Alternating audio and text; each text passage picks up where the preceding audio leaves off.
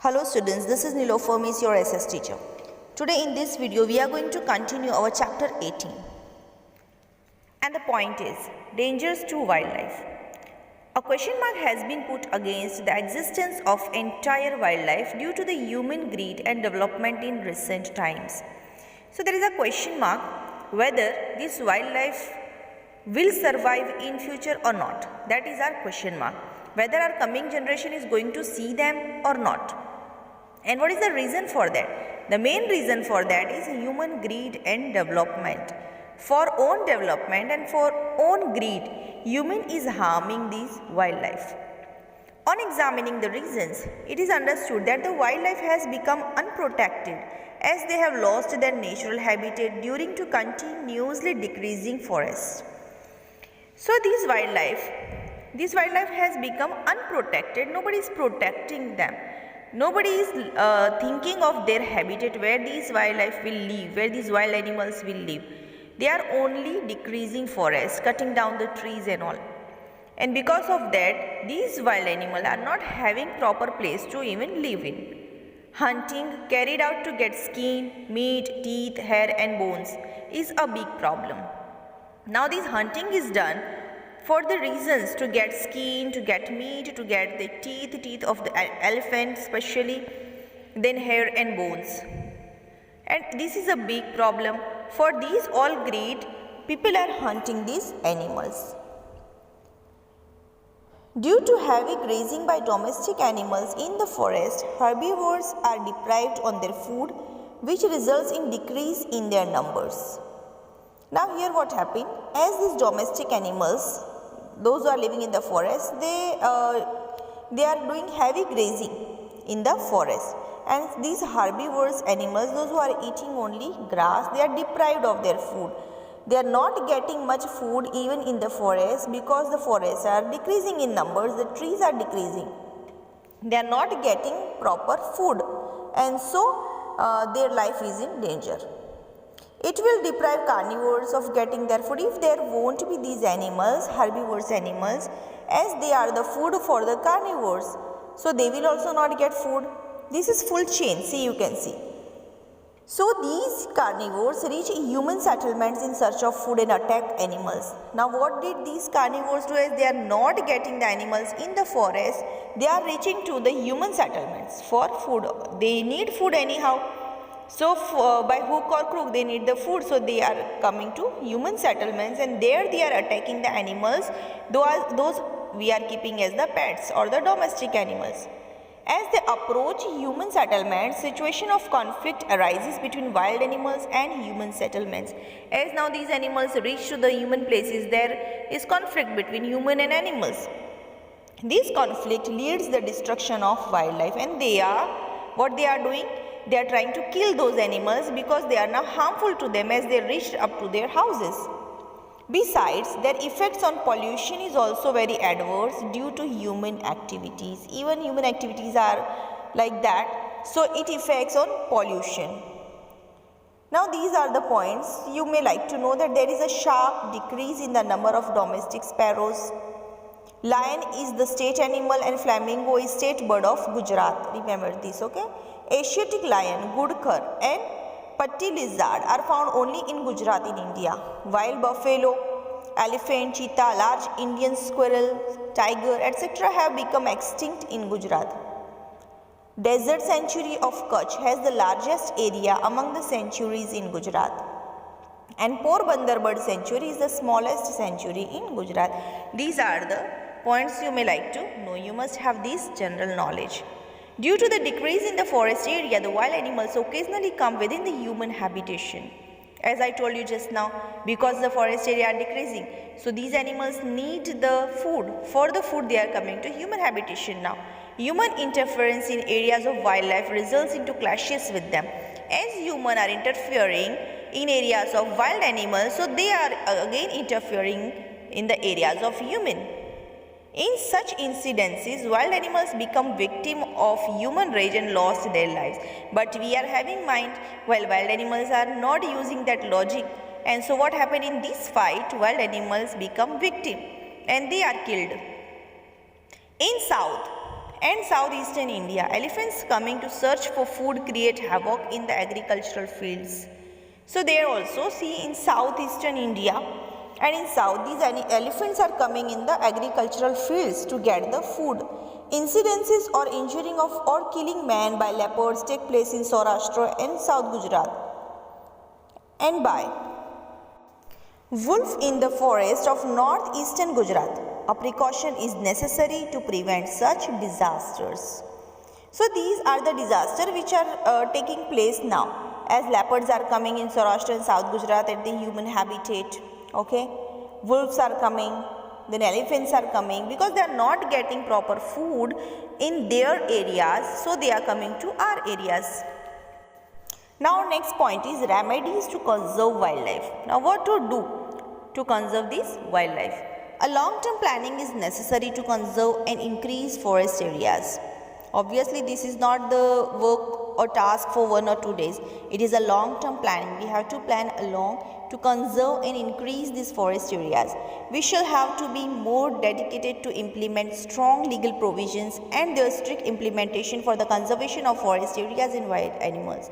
It means the laws which are made for these things, to conserve wild animals, to conserve forests, those laws should be kept in implementation very strictly.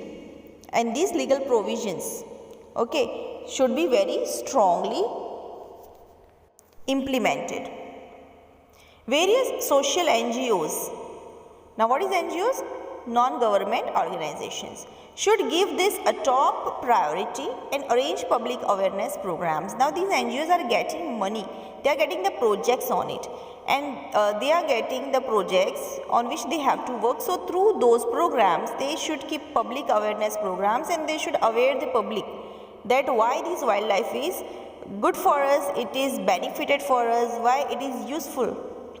These problems should be included in the school syllabus and make the future citizens aware. So these points should be taken in the school, so that the students, the children, the kids, those who are the heroes of the future, they must be knowing the importance of wildlife. Before implementing any development project, its probable effect on environment and living organisms should be examined. Cutting of large trees outside the forest area should be stopped because the hollow space within them and their branches are nesting place for birds. Ponds, farm ponds and wetlands, which are necessary for migratory birds and for those which are habited near any water body, should be protected. Now see here, so many places are there in the forest, in the large trees, there are so many nests of the birds. We are not knowing that these birds are living over there, but that is their habitat, and we should keep this thing in mind. And while the hollow place between the forest, they are ponds, farm ponds and wetlands also, which are necessary for migratory birds. If the birds are coming at that place, so where will they live? Some birds are living in the water, they need pond to live. So when these migratory birds are coming at these places, they are needing ponds or farm ponds, or some birds are living at the wetlands. So these are also necessary for the birds those who are coming from other places. And so these things should be protected. An active work is urgently needed to reduce pollution. Pollution should be reduced. We have to take the action for that. To manage the forest fire, an anticipatory planning should be made for patrolling and safety. What should be done? Forest fire, after this forest fire happened, then it is so difficult to bring that in control. But we should take precautions that it should not happen only. Okay, so these things also can be done. Anticipatory means in advance. Now steps taken to nurture the wildlife. What are the steps taken to nurture, to conserve, to protect this wildlife? Since early times, laws have been framed in our country to protect the wildlife. Laws were framed to protect wildlife in the time of great Maurya king Ashoka.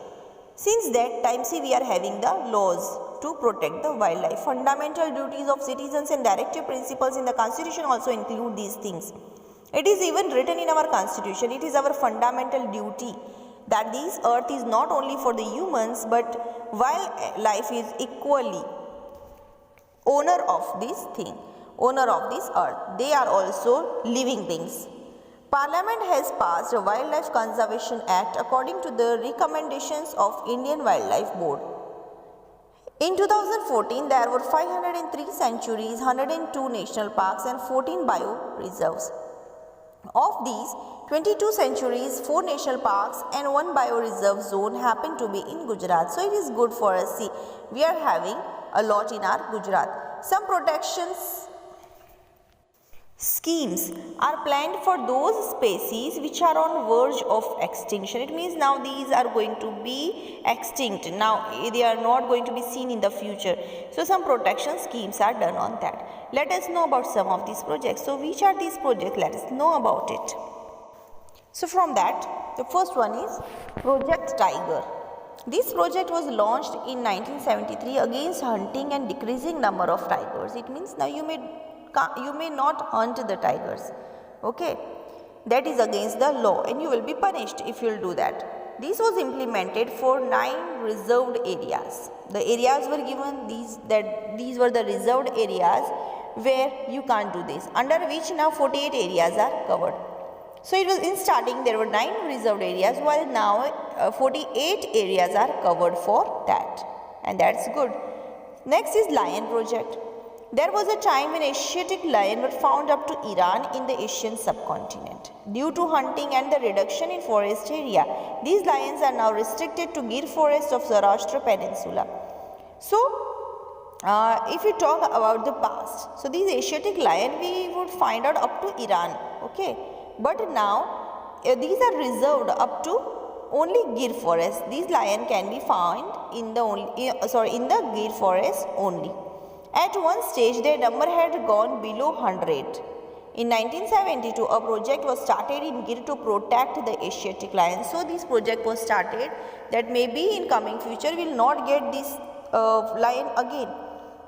So, as to save these lions, the project was started in Gir. As a result of this project and the timely taken steps, there are now 523 lions according to the lion census held in 2015.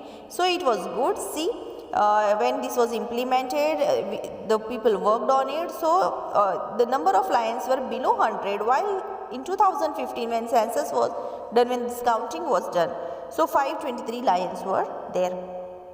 In addition to this, there are other projects also. Major projects among them are Hangul project for the rare species of Barasingha deer in Kashmir, Crocodile project for saline water crocodiles, Rhino project for the protection of Indian rhino, and Snow leopard project. So these all projects are launched to save these wildlife. So these all projects are started by the government, but even the people have to take care of it. Wildlife conservation is possible only if the society and the government show a firm determination to take steps in right direction.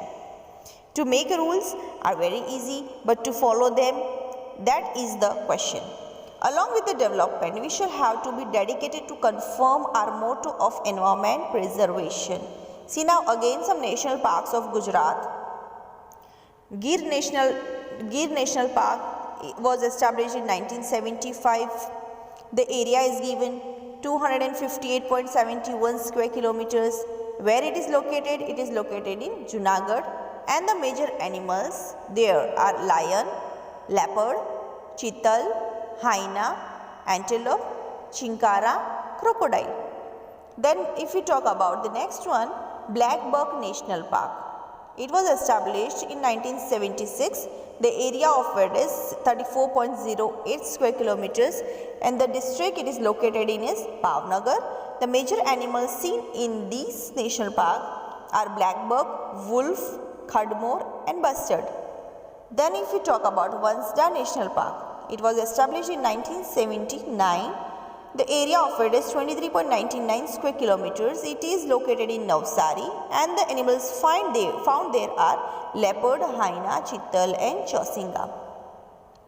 Next one is Marine National Park. See, it was established in 1982. The area of it is 162.89 square kilometers. It is located in Gulf of Kutch, Jamnagar, and the major animals, its name is only marine. So, obviously marine means the water animals, so it is the seahorse, corals, jellyfish, octopus, oyster, dolphin and dugong. Hope you all understood the chapter and even you got to know the importance of wildlife along with the human beings. So if you are having any doubt, you may call me. Thank you. Have a good day.